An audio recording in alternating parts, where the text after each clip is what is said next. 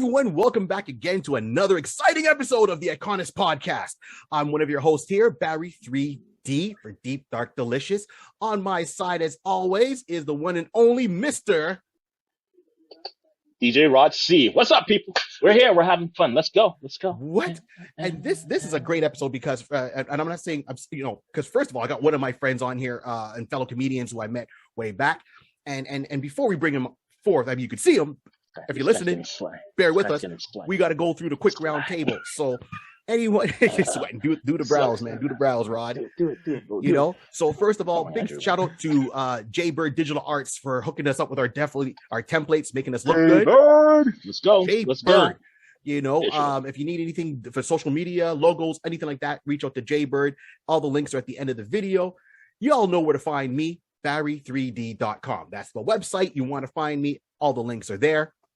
And very simple, you know, our friends of the show are Back to the Balcony, Wild Comics out in Kitchener, Check Swings out in Montreal, just off of Taschereau, you know, and then, of course, A Touch of Great Comedy. Those are the rest of the comedy troupe I'm with.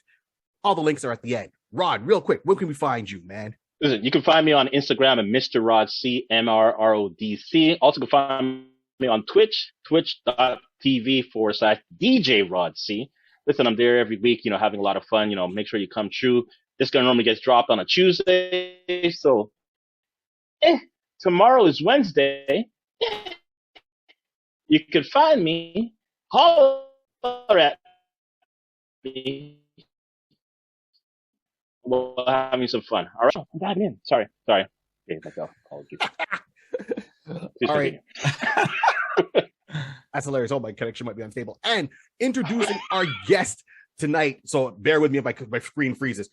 Our guest for today's show, as I said, friend of a long time. I met this man, you know, when I started comedy years ago, and he helped me out and guided me and directed me as much as possible. And was really welcoming as a new comic for myself on the scene back in Montreal. So big round of applause. I can't hear the applause, but show your love to Mr. Andrew Searles. Andrew, thank you so much for joining us. Hey! Where can people find you, Andrew? Good to be on a show. Oh my gosh, people can find me on my website, andrewsearles.com, on Twitter, Facebook, Instagram, Andrew Searles, Searles. Hit me up there, and I'm always posting like show updates of where I'm going to be performing next, or little comedy sketches I'm doing. So find me on the socials, and that's where I will be. Nice. Nice. And as anyone can see from the title of the show, we're talking Star Trek, the original series, right? And, you know, as much as I love Star Trek, and as much as Rod loves it, right? Andrew lives it. So we couldn't do this episode without having Andrew on, because I think that would have been detrimental to our friendship. So, yeah. Andrew would have come back here and he would have put his foot up in detrimental to our health. Yeah. I wasn't going to take that risk. He'd be like, Barry, why'd you do that? So I'm like, no. So we're breaking down the original series. He will just come with a, you know, he'll come with a phaser, and he'll just come with a phaser and take it off from stun. Stun to kill. Sorry. Oh yeah. Keep going. System's freezing. Holy. There he's back. You know. Oops. If I freeze, keep on going. So, Andrew, I, you know what? As much as I can talk, and I love talking, this is you, man. So take it away. The original series. What can you tell us? You know, like first, what made you get into Star Trek? What was the appeal for you? The appeal for me. Funny enough, my dad and his brothers and sisters all watched Star Trek in Barbados, like when it aired, like many years ago, the original series. So they grew up watching it there, and then eventually, you know, like once the show got canceled, then it started going to reruns throughout the 70s and 80s. I remember first watching Star Trek on a Saturday mornings. Actually, you know what? It was either my first encounter of Star Trek is either the Next Generation episode, The Royale, or the original series reruns that ran on a Saturday morning on CBC at like 11 a.m. Oh, wow. So I think that was pretty much my first encounter of the show.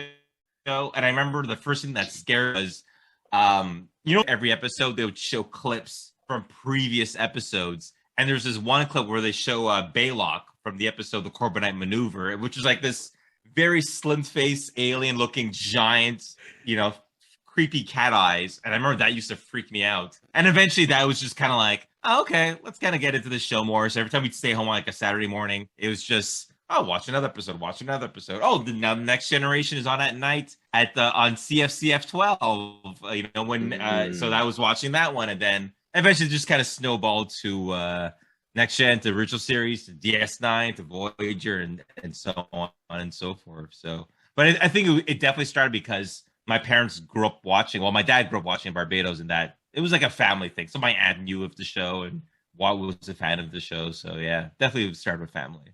Nice. See, and I think I'm the same way myself. I started watching that just randomly, as a family from Barbados, just like yourself. And my dad would watch it. There was a couple of shows he would watch, and they started watching it. And then, unfortunately for my dad, as I always make a joke about, is that he had a son that was very much into science fiction, and my dad was into spaghetti western. That's what he was into, right? So it had that kind of influence. Yeah. So my dad had to sit there all the time. It's like, you want to do what? It's like, live long and prosper.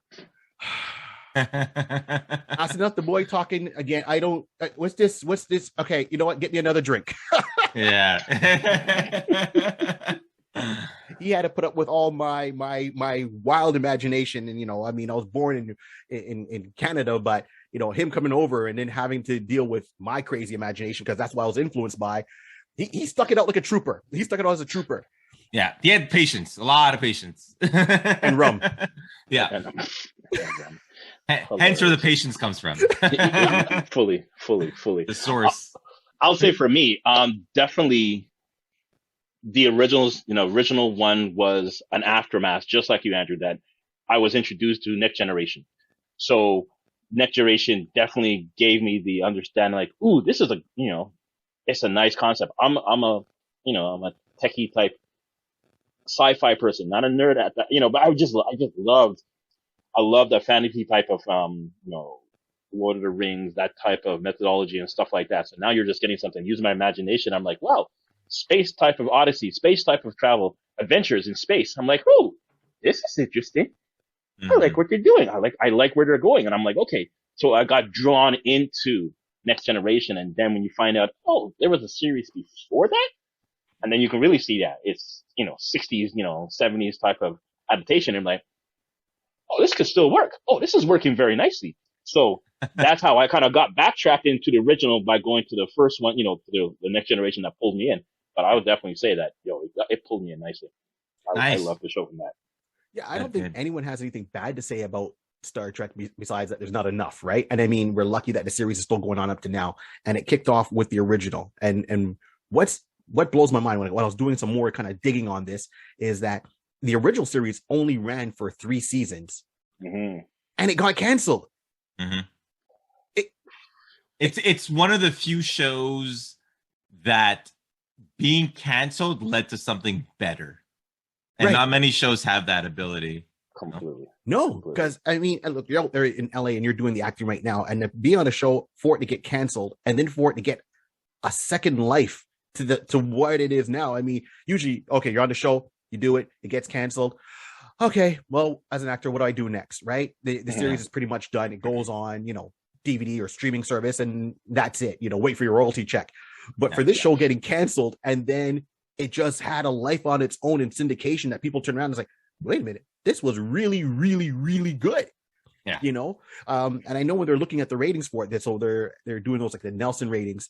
They said it was doing well in a certain demographic, and it was doing well in the demographic that was people that were, higher educated, in a certain age group or whatever, but it didn't appeal to everybody at first. And then you're hearing all the little stories behind it. Like the first episode had Captain Pike in it. Yeah. Right. Mm-hmm. Got it. Right. That was the pilot. And then they're like, yeah, we're not sure. And then we're going to do it again. But the actor who's playing Pike turned around and said, yeah, it ain't going nowhere. They canceled it. You know what? I need to feed my I need food. I need money. Yeah. I got to keep working. Yeah. I'm going to go to another series. I'm going to keep on working, keep my eyes open. And then next thing you know, it's like, okay, well, it's going again as another pilot. He was like, yeah, whatever. Then they cast, Shatner, and he came in, and then next thing you know, what, you got a season? Yeah. Well, you see, the funny thing with that is that when they started it out, they had that Jeremy Hunt, if I remember the name. Yeah, Jeffrey Hunt, yeah. Jeffrey Hunt, sorry, Jeffrey Hunt. Jeffrey So Hunter. Jeffrey Hunter, yeah, thank you. So he was the one who started off. And Yeah. when it was just a pilot, that there was a lot of pushback for them to even get that going. So they got it done. And the studio wasn't like, I don't know about the pointy-eared guy. And what Gene wanted to do was have something different where he was the first one to actually have the first officer being a woman. Yeah. That was a big thing at that time. Yeah. So the studio said, like, if you're going to do this, you're going to change up a couple of stuff. Here's the stipulations. Either get rid of the guy with the pointy ears or the lady in first command and, second command. And Gene's like saying, I really like Spock. I really like that character. We'll figure out what we're going to do with having a lady on the deck, on the bridge. So that was one of the criterias that when they came back, that's how Uhura got on, because Gene still wanted to have a female presence on the bridge. Yeah. So it was quite interesting. So when you came back with the second pilot, Right. Jeffrey's like saying, same way, like, yeah, I don't know what's going on, whatever the case to be. At the time, he had found something else to do as well. So it's like, I'm going to stay with this because I know this is more solid versus what you guys were trying and it didn't work out. So toodles. And the great thing, like you say, Shatner, but Shatner was on his first list. Shatner was on Gene's first list to be the captain. Yeah. But he was in the middle of another show at that time. Right. Exactly. Right. Yeah. And it's funny because, like you were talking about before, where it's like not many shows get a second life after being canceled, let alone getting a second pilot. Because most shows are just like, no, pilot didn't work, moving on. And Star Trek, the weird thing with Star Trek was that, like, they shot the first pilot, it didn't get picked up. Then they shot another pilot, which was I can't remember the actual, Where No Man Has Gone Before, I think it was the second pilot. But then when they started airing them, they aired them out of order because they're like, it's a good pilot, but it's not a good first episode to start off with. So it's like the Man Trap was the first episode aired, but the pilot was like the third episode aired. So like that's why you see like their usual original series uniforms for the first two episodes, and then it went back to like a weird, like, because they still had like a weird silver or like all yellow, and then they continued forward. So it's kind of like Paramount had no idea what to do with the show because they aired the show, like, I think they moved it to like a Friday night at 10 p.m. Which is like dead zone, which is why I think that was their way of like, we canceled. Yeah, exactly. Yeah, we want to cancel this, but we got a lot of fan pushback that they want to keep it. Okay, how can we kill this without really killing this? Completely. Yeah. Putting them out to pasture. Yeah. and that's true. And so they didn't know how to do it. I mean, Gene Roddenberry was a person that was huge into Westerns. So he kind of took that influence to put into Star Trek. And then, of course, at the time, I mean, I don't think fans now, I mean, they appreciate the show. But, people now would not have been living back then or alive back then when the show first came out. They were not in their 20s or 30s when the show first came out, back in 1964, if I remember right. 66 to 60. Thank you. 66, yeah. And when that show came out, it was, it's not like now where it's okay, we're used to seeing people of color and different sexual orientations that were on TV or in the movies. Back then it was we were really in a box, So when you're looking at it and it's like, okay, you got a black person in a main role, is something wrong with the color of my set? That was really, that wasn't a maid. It wasn't a maid. Was it someone in blackface? Right. It was a huge moment that they weren't there in a dumbed down role. They were there in a role that anyone could have done, but they gave it to a person of color. That was shocking, and it was like, okay, and it worked. They went with it. I know. They wanted to push certain issues. Certain actors wanted to push certain issues, and I mean that in a good way. But they were too advanced at the time. So the actor who plays George Takai, right? Mhm. He wanted to cover some of the gay and lesbian, things back then, but Gene was like, okay, look, we did a whole thing with Spock and Uhura, and Kirk. I can't push this anymore, or else the studio is going to really just say, forget it. Yeah, exactly. Yeah. So it's not to say that they didn't want to cover those things. I forget they're portraying the future, but at the same time, it was the times we were living in, right? Yeah. So, and they still did a lot for what they were able to do. They still did a lot. They were still groundbreaking up to now. You just got to understand the history. What I didn't know was the connection till I start doing some research and looking around. I never put two and two together. The connection between them and Lucille Ball. Oh yeah. Yeah, Desilu. Yeah. Yeah. Listen, it's because of her we got also the second pilot. Yeah. Because her business was telling her company was telling like, this is you're going to put us in the red. I don't think we should do that. But again, it was old money at that time, old money type of concept. And she was like saying, let's take another swing at it. And because of her, we have to thank Lucille. Thank Lucille. Thank Lucille. That's all I can say. Yeah. That's all it is.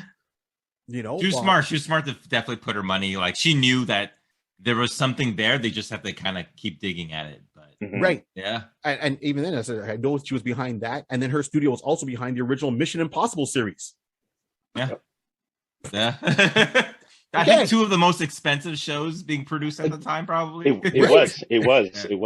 And I think that was another reason why they were trying to. I looked at what I did my little research as well, how they got pushed Star Trek to that Friday slot, because it was like they're paying out so much. It's like Paramount's like, we can't afford to do this for too long. Someone's gonna have to go. But Mission Impossible was making more money at the time. We're gonna stick with that one. Yeah. Let's put everything onto that train and into that wagon, and let's go with that one. Very true. So, Andrew, let me ask you: everyone has their tidbits from every episode, every series, whatever case be. So let's break it down. So, out of the original cast, who was the character that you enjoyed seeing the most? Original cast. I mean, out of everyone, I think it would probably be between, Kirk, Captain Kirk, right? So right. Kirk. The space cowboy who was like out there in command, getting the chicks. It was like, that's my guy. That's my guy. I would say it's Kirk, and also the camaraderie between Bones and Spock. Yes, where they would just like bounce. It wasn't like I like Spock and I like McCoy, or I didn't like Spock. It was the fact that how they bounced off of each other, and how, as much as they annoyed each other, they still kind of like cared about each other. So right, I like that little rift, you could say. Yeah, they would rib each other, because you would see it at the beginning of the episode or end of the episodes. Like Spock was always like the straight man. Yeah, like McCoy would kind of hit him with a couple of jabs, and Spock would reply. But then you always have to think, it's like, is he really being that straight, or is he really in on the joke and giving him a taste of his own medicine? But you always left with that question of like, because Spock is smarter than a lot of them, so he'll say an answer and and then the eyebrow goes up, like before the Rock used to do it. The eyebrow go up and he'd walk away, and you're like, oh shoot. You're like, oh, maybe he does get it.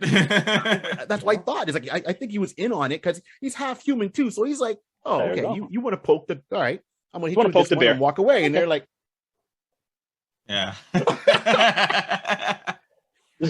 They basically had a good point of saying, like, they knew that they had to get, if they can get some type of emotional connection with the audience, with these three guys. Kurt is the action guy, like you said. He's the guy who's getting up the girls. He's the one fighting everybody on the planet.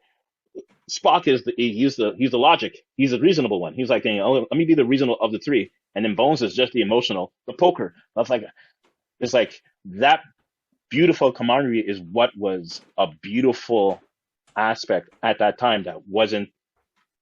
A lot of shows didn't have that. Either, like you said, it's one or two, and two, and you can have one and two, whatever. But to have that three tier type of emotion, or connection, it was beautiful, and I believe that's also what helped keep audience, pulled in. Yeah. I want to hear what Spock's gonna say to Bones jabbing him again. Oh, it's coming. It's coming. And then let's take it in. So yeah. So okay, so then it brings me now to this one. So then if you have to go out of the original series, what episode stands out for you? Was there an episode that you really liked from the original series that you're like, oh yeah?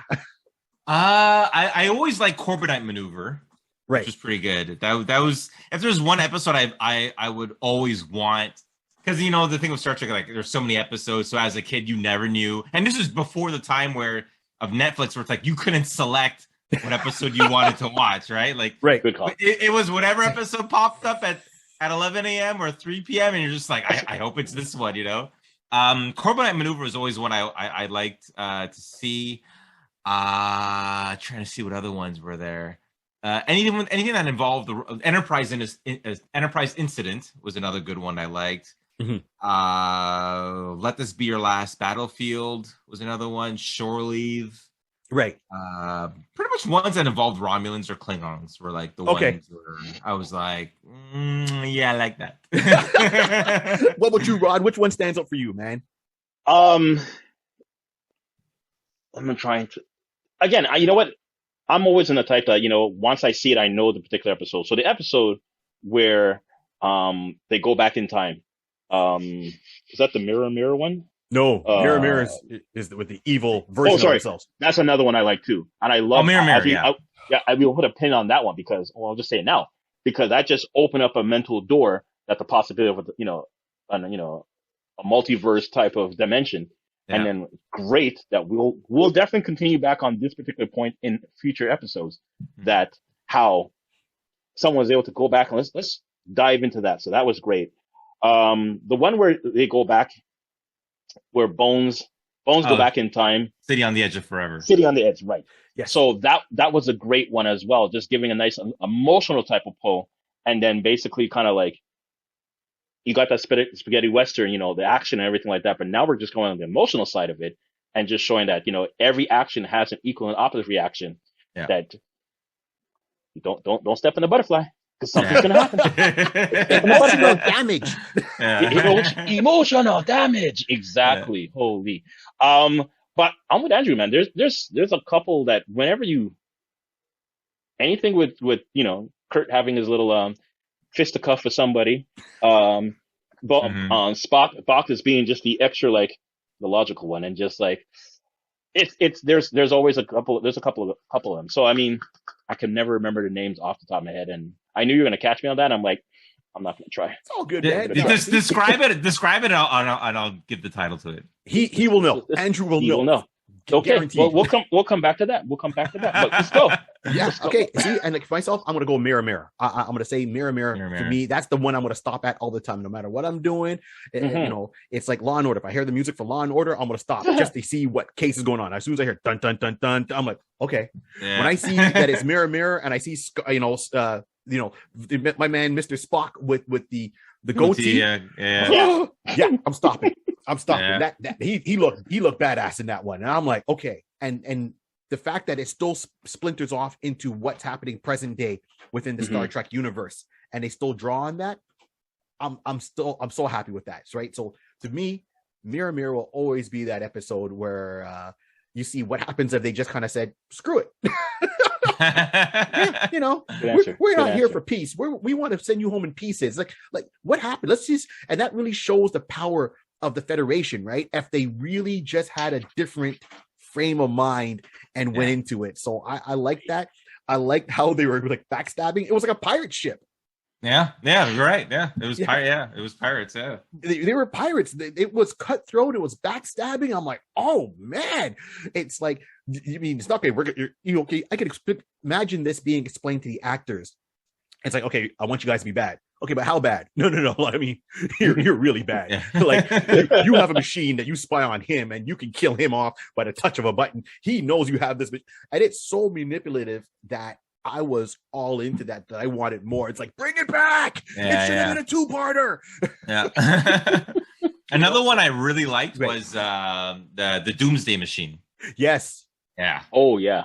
I really that was one of the ones where I was just kind of like, oh yeah, this is gonna be a good one, and like just this giant plant killer, and like it had that iconic song. Is like da da da da da da da. I was like, oh, at 6 years old, you're like, what's gonna happen?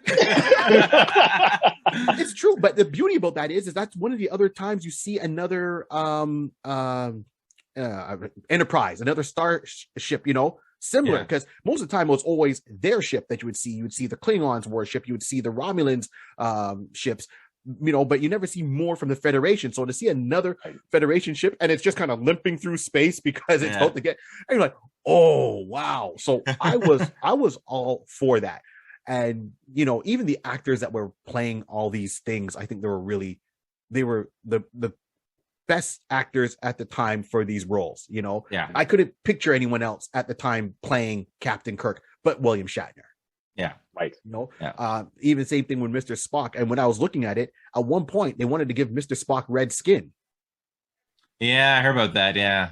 But they said he would look too much like the devil with that and the pointed ears. With the hairs, yeah. Exactly. And they didn't want to get anything with, like blackface or anything like that. So they're like, no, let's stay away from that. Yeah.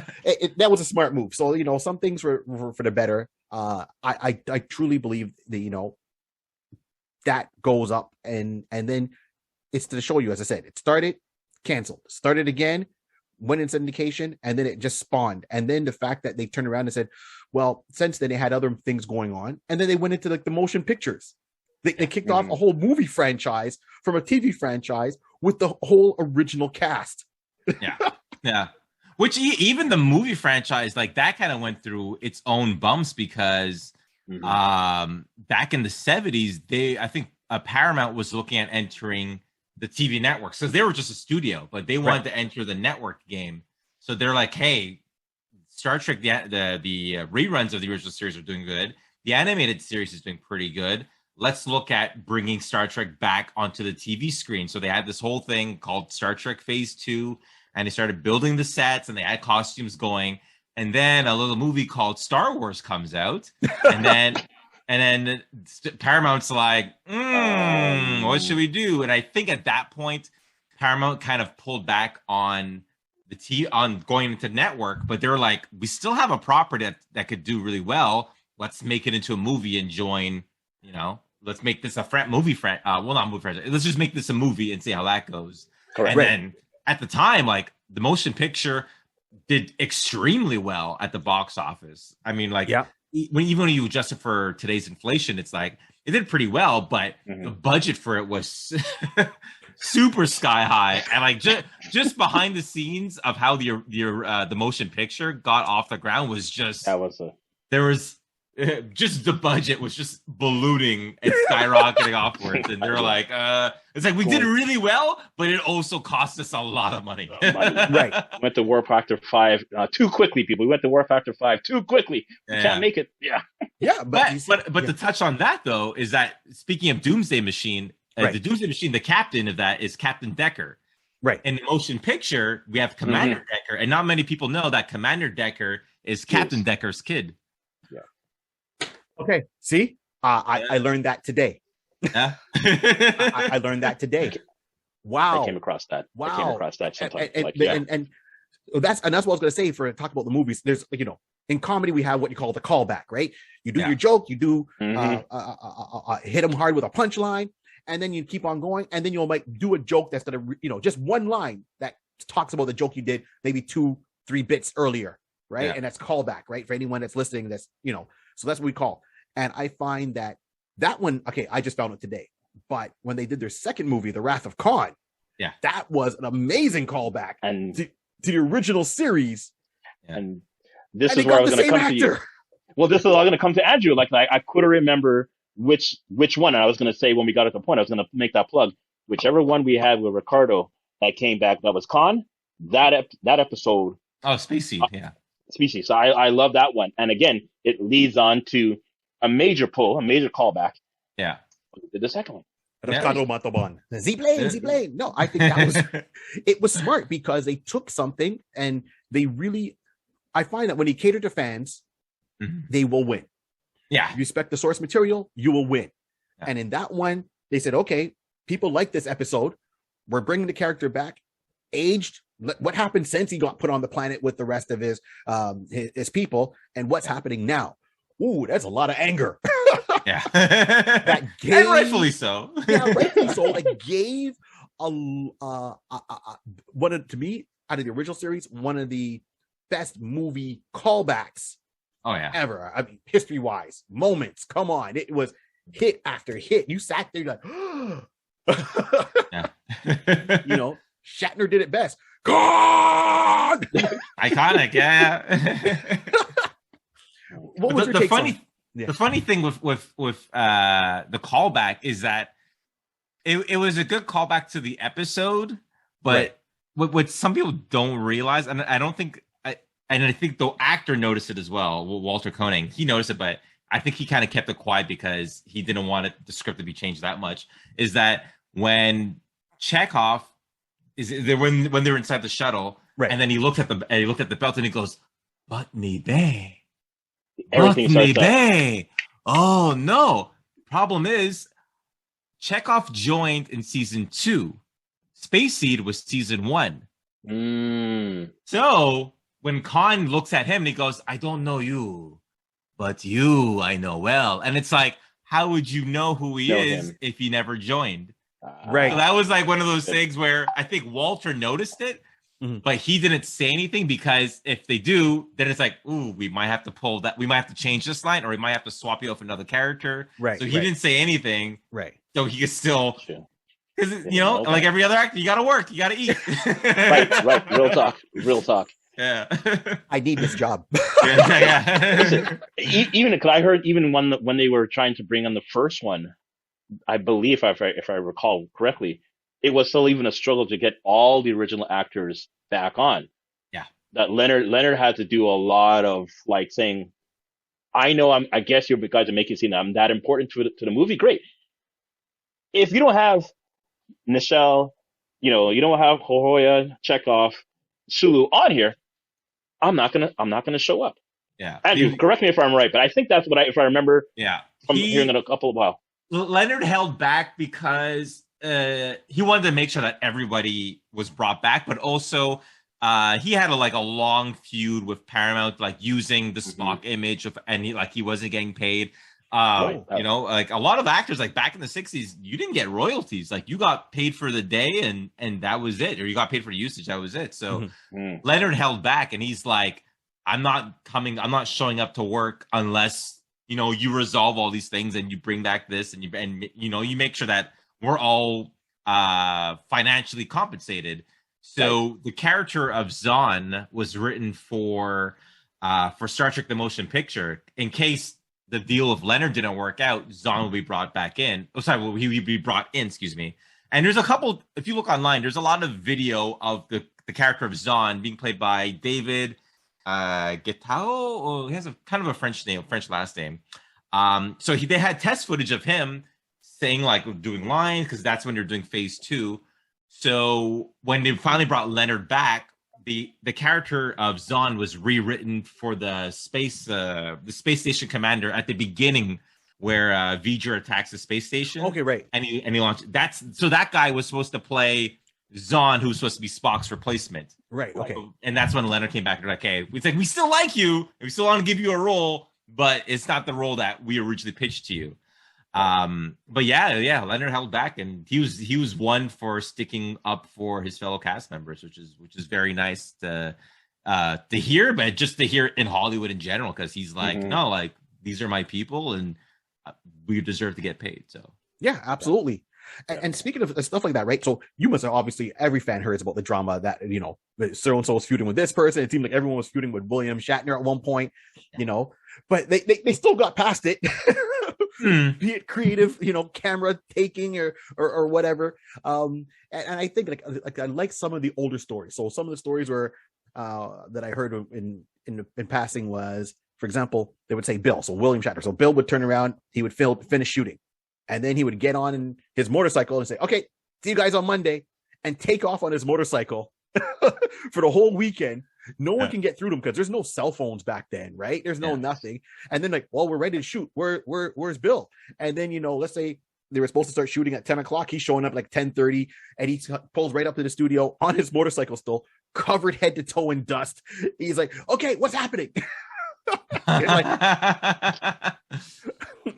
so they had to go shower, wash off, clean him up, get in costume, and then go. But he would say, screw it. He was done shooting for the week. He took his weekend for his weekend to be the wild man he was.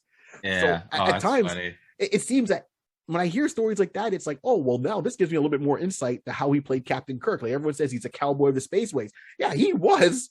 Yeah. That's William Shatner. He Yeah. was a bad boy. Leather jacket and Harley, and he was gone, man. Yeah, those were the days, man. If you're gonna go wild, you gotta go wild, right? Right. Well, Go all before out. social media, so nothing shows up, right? Doesn't count. Exactly. Yeah. So, a couple Polaroids. Someone's got a Polaroid in some little town going, it's me and William Shatner. And he's like, Yeah. tassels involved. But I said it's all these little things you find out. It's a little tidbits. Like, for example, the actor, and forgive my memory at this one, the one who played Scotty. Okay, yeah. James Doohan. Mm-hmm. Once again, I didn't realize that they only showed him on certain angles because he was missing a finger. Yeah. If it was close-ups, they would have like a stunt hand, but otherwise, in some episodes and in some movies, like if he's moving, you could kind of glimpse it, but otherwise, like they did a good job of like hiding it well, like him and the camera. Exactly. I didn't realize that was happening the whole time. I'm like, oh, it's just Scotty being Scotty. And so, what's your take now? And it's funny to me on the red shirts. Oh yeah, yeah. Is there a reason? And that's one thing I couldn't find. I'm not sure if you might know anything about it. Is there a reason why that whole myth started about being a red shirt? If you're a red shirt on the episode, that's it. You're one and done. Pretty much. I mean, like for the most part, yeah. Like when you see like I think even Family Guy does a pretty good joke where it's like they all beam down and it's like, all right, it's me, Captain Kirk, Scotty, Spock, and Mr. Johnson. It's like, who's not coming back? But it came, and they still play that up to now, even in the movies, the ones with Chris Pine, right? Yeah. And then you got that scene where they have to with Nero, and they got to jump on this digging machine over Vulcan. Yeah. And they're there. You got Chris Pine there, and they're ready to go. One guy in a red shirt. Whoa! Let's do this. I'm like, Olsen, no. Olsen, Lieutenant Olsen. And then Chekhov's like, Olsen is gone, sir.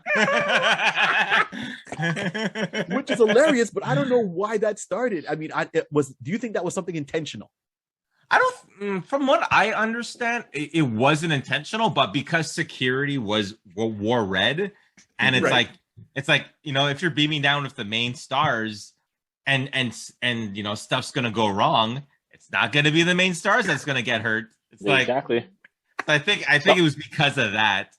It just kind of became like, oh, that's what happened. I don't think they realized they were creating their own memes, but eventually that's what happened. But then I read somewhere saying statistically more yellow shirts are killed than red shirts. Really? I can't remember. I'd have to find the picture online, but they broke it down. So of course it's the internet. So somebody went out there and looked at all the episodes and broke it down of like who was wearing what and what episodes, and they broke it down statistically as to like red isn't real. I think it's red. Like people who wore red shirts were statistically the second most likely to be killed, and it was like yellow shirts. Exactly. Yeah, I'd have to find it somewhere. Because I'm just saying, because the only way I can think, I'm just thinking off the top of my head now you're saying that, is that in Next Generation, security was wearing yellow. Exactly. Yeah. So I'm wondering if the person just didn't distinguish it, account. Yeah. Taking it in account, and that kind of sense, like saying security across the board. You got red original, and you got yellow in second. In Next Generation, who died off more? Well, there's more episodes in New Generation, so I guess statistically, a person will lost a life and just saying, "Go without me." Yeah. All right, Johnson. I'll tell your family you love them. What? Yeah, exactly. Now, see, I want to probe your mind here because I know. So we all know, everyone knows Captain Kirk, Enterprise, right? Got it. Mm-hmm. And now before Kirk, there was Pike. But do you know there was another captain before Pike? Yeah, Robert April. See, okay, this is why he's on the show. I think he commanded 2245 to 2255. I remember correctly. Yeah, but he was the first captain of the Enterprise. Yeah. And have they ever brought him back in at all? In one episode of the animated series, but Okay. That's the first time we've visually seen someone, but it was an animated episode. Right. Mm-hmm. In live action, he's only been mentioned sporadically once in a while. They mentioned him in Discovery not long ago because it's Pike is in charge of the Enterprise now, but they mentioned they mentioned them on screen like as a title shot of like, oh yeah, previous captains mentioned Robert April. And I think Robert April was originally supposed to be the name of the first captain, like when for the episode of Star Trek. Mm-hmm. But then I think the studio was like, Robert April, we need something catchier. And that's eventually became Christopher Pike, and then it became Captain Kirk. But yeah, not many people know April was the first captain. Jeez, see, this is what. Okay, so let me give you a backstory real quick, right? Andrew is always posting stuff on Instagram, right? And I follow Andrew, and I'll like and meet him chat on there. And the beauty of it was he made a post one day, right? And this is why I had to have him on the show. He made a post, and he was wearing a shirt that had like the 3 dots, Nice. and he put it up, and people are commenting, and I'm like, oh, I think I wrote something like, what's the star date and all that, and he was like, you're the only person that caught that so far. Good eye. Oh, nice. Yeah, I remember that. It's like something, but he's staying at home, and it's like, this is my Friday night, and he had on like the 3 dots that represent the rank, for Star Trek. And I'm like, I know this. yeah, it's my Star Trek PJs. You see, if you got to be immersed, be immersed. Yeah, no, I'm hardcore. Right? That's beautiful. And so now, with that being said, so we're talking about the original series. Now, did you enjoy the jump when they started doing the movies? Like, and I'm going to break it down from different parts. So with the original cast, the motion picture, Wrath of Khan, Search for Spock. Did you enjoy those original movies? And if so, which one stood out to you? I mean, I know we talked about Khan, but how do you feel about that? I love the movies. I've seen the movies. Oh my gosh, I've lost count because I had Star Trek 1 to 5 on VHS, way back in the day. So I watched those numerous times.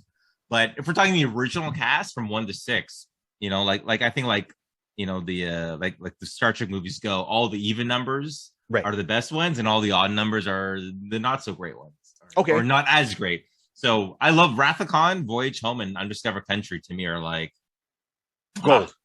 Yeah. And you know what? And even for like motion picture, Search for Spock, and Final Frontier, like there's still good movies, and I'll still pop them on every once in a while. But like, they're no Wrath of Khan, Voyage Home, or Undiscovered Country. Okay, and now taking that and going a step further, and still somewhat in topic, when they started doing the Next Generation started doing their movies, right, and then they brought in Captain Kirk and I can't remember which movie it was, but Captain Generations, Kirk, right, and they brought him in that. Did you think that was a good passing of the torch? Oh, absolutely, yeah. It was a good passing of the torch, theatrical wise, because by that point, excuse me, Next Generation had already run their 7 seasons, so it's kind of like Next Generation by that point. I think by like season 1 or season 2, it's like Next Generation was like was killing it ratings wise, like because they were like the #1 syndicated show when they first debuted and when they wrapped up. So theatrical wise, it was good to have Kirk to kind of have like pass the torch theatrically, but by that point, it was like Next Generation's like, we're good. We're #1. You can't tell we're #1. Right. We don't need your torch, but we'll make it official. Everybody can see that the torch is being passed. Exactly. Yeah. I'm sure during that time, that's when they're having those conversations. Who's better, Kurt or Picard? Kurt or Picard? So let's just have the transition over. Up to now too, no matter what. Okay. Oh, yeah. And what do you feel about the new movies that were done right now with Chris Pine? I honestly, the first one, it's Star Trek, but people will call it Star Trek 09. Right. Amazing. I love the first one. I think they did an amazing job. Yeah, there you go. That's it. That's the mining ship, Romulan mining ship. Yeah, the Narada. Yeah. Yeah. I think they did a phenomenal job. Oh my gosh, what's his name? Eric Bana? No, Carl Urban, who played Bones. Right. Yes. Oh gosh, yeah. Destroyed. Oh yeah. destroyed that role. Oh yeah. Wow. Amazing. Into Darkness, it's good. I feel it's a good movie until the revelation, or until it became a Wrath of Khan remake. Right. And that's what I was just like, oh, why'd you guys have to do that? Like bring back Khan, but don't remake Wrath of Khan, or like, right. It was not necessary. It was like, why? It's still a good movie, and like I feel like the first half is really good, but once Khan is revealed, and then it slowly became a Wrath of Khan remake, I was like, you lost me. Yeah, well, it's bait and switch. You know what? I liked the movie, right? I liked how it was going and the whole thing, and even when they brought in Khan, I could still handle that. Yeah, same. Right. I still enjoyed that movie. My only issue was it was too early in the franchise. That's what I was telling one of my friends the other day. I can see that. If you're gonna do at least 3 movies, I think Khan should have been third. I would have loved it how the movie started off, that very first one. Right. I would say the second one should have been, because that's me. It could have been a mirror episode. That would have been a lot more fun to play with. Yeah. And then somehow work in Khan as like a post credit scene, and then do Into Darkness, and then let the third one be the Wrath of Khan. I like that the actor who played RoboCop, Peter Sellers, I think it is. Peter Weller, Peter Weller, thank you. When he comes in there and he brings in that other starship there. The Vengeance, yeah. Oh, yeah, it's a huge ship. I'm like, that's a warship right there. And I think that itself would have worked if they would have done that a little bit separately, because they should have done like Section 31. Yeah. That should have been something different altogether. I mean, I like the introduction of it, but I think they could have introduced more. That's my only take on that. The other thing I noticed with Into Darkness was the fact that Wrath of Khan worked because of Space Seed.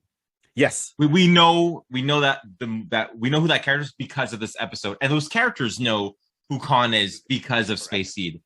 And Into Darkness, it's like, I'm Khan, and everyone's like, who the hell are you? Like, we don't know who you are, right? Because they never encountered him before. That's when Spock had to go ask Prime Spock, hey, do you know who this Khan person is?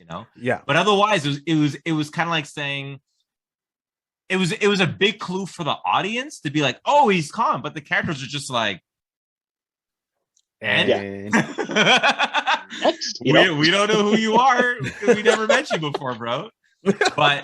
But I do what you said is a good idea. Like, if they did Into Darkness as the third movie and Beyond as the second movie, right?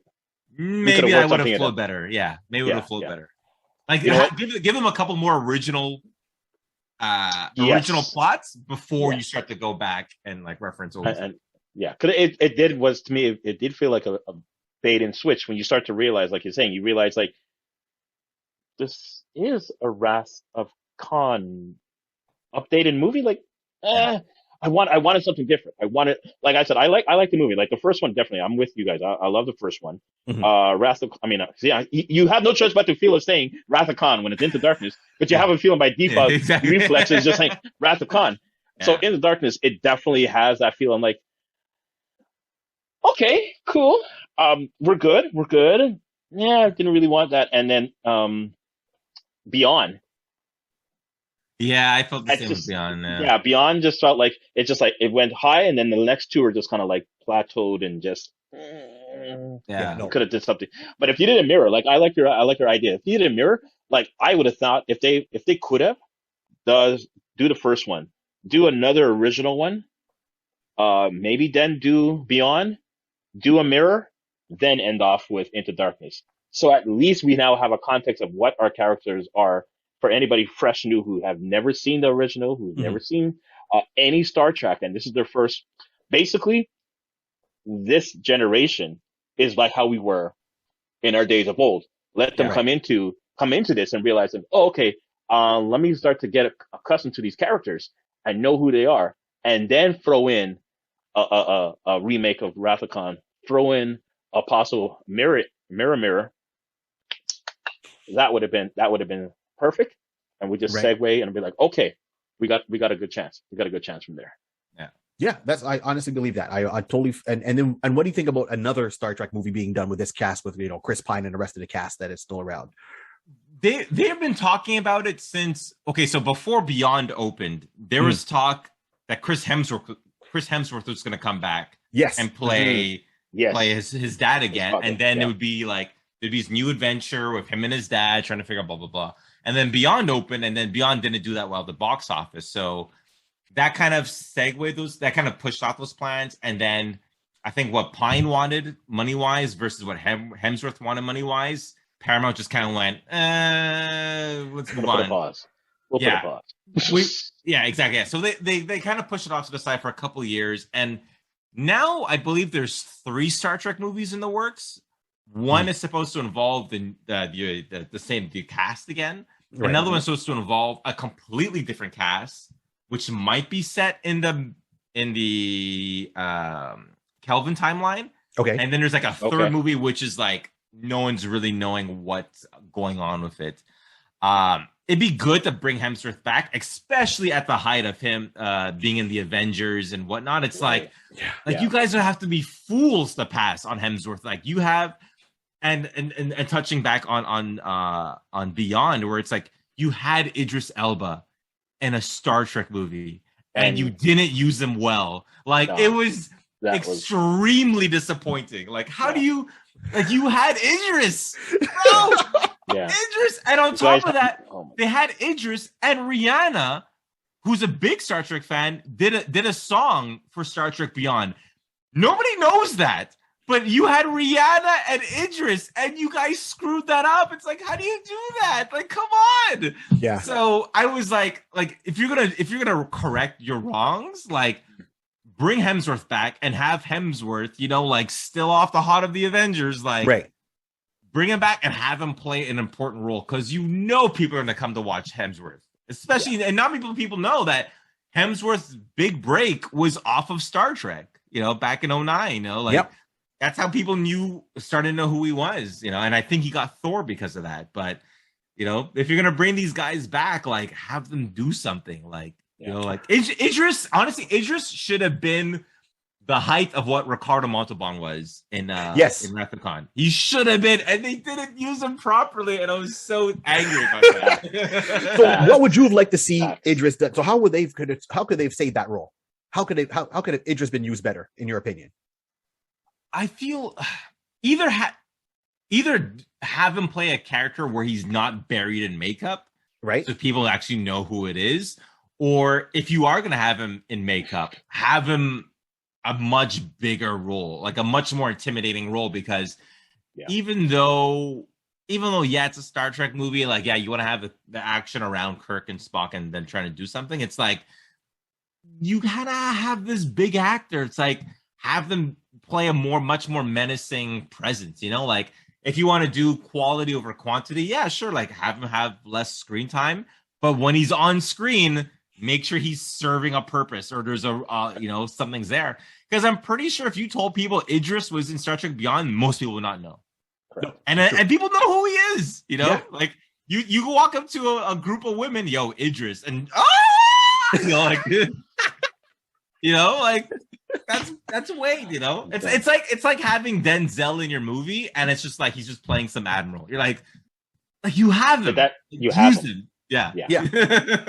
Absolutely, I agree with that. I think that the franchise was doing well. That one, and that's where it scares me, right? There's so much history that they can do, as in my opinion, a callback off of, that when they try to do an original script, that sometimes it falls weak. It just kind of doesn't hit as hard as it should hit. So that I think there's enough. At first, I'll be honest, when they came up with Chris Pine and they were doing the whole thing saying, "Oh, this is new Star Trek, it's kind of in a new timeline," I was like, I'm not sure how I was going to feel about that, but I'm open-minded, and I went and I watched it and I loved it. I'm like, this is freaking awesome, and I was all about it. And then, Into Darkness came out. I'm like, yeah, man, I'm all aboard on this. Let's do this. And things are blowing up. I'm like, yeah. And then it's like Khan, and I'm like, too early. Too early. It was premature. It was no. It was like, it's like, no, not that I didn't want that character there. I just wanted, as you said, it's like, Khan, and you are. I have an appointment. I'm Khan. Okay, I don't see you on the list here, Khan. Where can we find you? You sure you're on the list? Yeah, I'm on Captain Kirk's list. Kirk. Oh wait, we see Kirk, but we see Spock, we see Bones. There's no Khan here. There's no Khan. Yeah. That's what it felt like, right? Like you're at the red rope trying to get into the club, and it's like, I'm on the guest list. No, you're not on the guest list. I know so and so. No, you're not. Yeah, exactly. Yeah. And not taken away. I mean, the performances were great. I know they try to do the whole bait and switch with Khan. They try to do instead of killing off Spock, this time it was Kirk. You know, right? And then and it was still exciting to see because a Vulcan physically is stronger than your average human. Oh yeah, for Spock 3 times stronger to lose it. Yeah. Exactly, yeah. And go after Khan, who's stronger than your average. He's a super soldier, and the two of them fighting in the most dangerous location as usual. Yeah. I was like, do it! Just kick his ass. I was like, yeah, that was fun to see. But it was definitely one of those things where it's like Benedict did a great job playing a villain. Yes. He was just miscast as the wrong villain. Yeah, you're Khan, it's cool, but it's like, but we don't we don't need a Khan. And B, the character's name is Khan Noonien Singh, and you are the whitest, palest white guy, and your name is Khan Noonien Singh. It's like, something's not right. A little odd. He was adopted. Yeah, exactly. When his character was John Harrison, right? Keep him as John Harrison. Correct. But to play Khan, I was just kind of like, we didn't need a Khan, No, we don't need another. No, right? But that's exactly. Okay. So, with all that being said, and we're coming close to time here. Any final thoughts on what you hope to see with the original cast, or any callbacks that you would like to see? I know, like the new series right now. I mean, I watch Discovery a lot. That's my hotness there. Lower Decks. And I like how they've done some callbacks with the Next Generation. Yeah. But what would you like to see? Maybe, are we done with the original cast at this point, or any callbacks to the original cast, or is there still some life that we can get from them in a positive way? There's been talk of Shatner coming back to the Kelvin movies for like the longest time. It's never happened. The studio says one thing. Shatner's studio's like, well, we reached out and he never got back to us. And Shatner's like, I never get anything, but I'd be down to do it. I think that at this point, now they have a callback to any of the original actors, Shatner's maybe your best bet. But even then, it's like, how would you squeeze him in unless it's a voiceover role, I think at this point now, all they have left is just, the same type of stuff they've been doing for years. Just have callbacks to the characters themselves in current incarnations of Star Trek. I know Strange New Worlds, which debuts in May. Yes. We're seeing like a young Uhura. I think she's an ensign at that point. I think, we'll talk about that in another episode. Right. But I feel like at this point now, it's kind of like, I think the original actors are just like, okay. I think our next best hope is we'll see next gen DS9 Voyager actors come back, maybe and hopefully in today's incarnations of Star Trek. But I think at this point, it's just going to be character referrals, character references, and name drops. But yeah, I think that's going to be it. All right. And what would you, Rod? Any thoughts on that? You know what? I agree with Andrew. You know what? Like, if they do anything with callbacks, I think that'll be the most convenient way of doing it right now. Bringing back anybody from the original one, it's going to be, I think it might be a little confusing in a sense, because now majority of people, now we have the Calvin universe, and we have our original one that we're used to with Picard. So if you're going to bring them in, are you going to bring them in? Most likely they should be on the Picard side of the universe versus the Calvin. Because again, the only way they got through to Calvin and made that connection is because Spock and Nero came through. That was the only way to make that connection. Once that's done, and Leonard, rest in peace, he's no longer with us. Right. There's no way to say pull that connection to get William Shatner on that side. So if you're going to bring them in, it will be on the Picard side. But at that point, how far in the future Picard is, it's going to be really more of just callbacks and just some type of reference back to something, this was the original Kirk. This is what they dealt with. Stardate, and that'll be to me the only way you can make that type of connection to the original cast in today's cinematic universe. Okay, all right, fair point.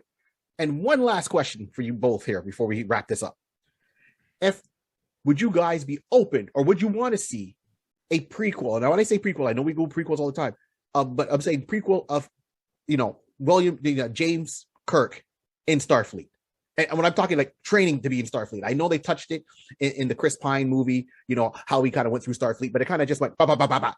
Would you want to see more details of him in Starfleet and see something around that, or are we good with how it's been portrayed already? Are we not missing anything at all? We're good. Yeah, we're good. Yeah, and it's like, yeah, we're done.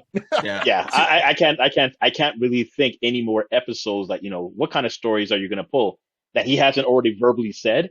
Right. That is just like generic enough. You're in university, you're going to school, you're going to college in that kind of scenario. Yeah, you'll have some stories. I don't know if we could pull more than one season stories out of that. And that's even stretching to get that one series stories.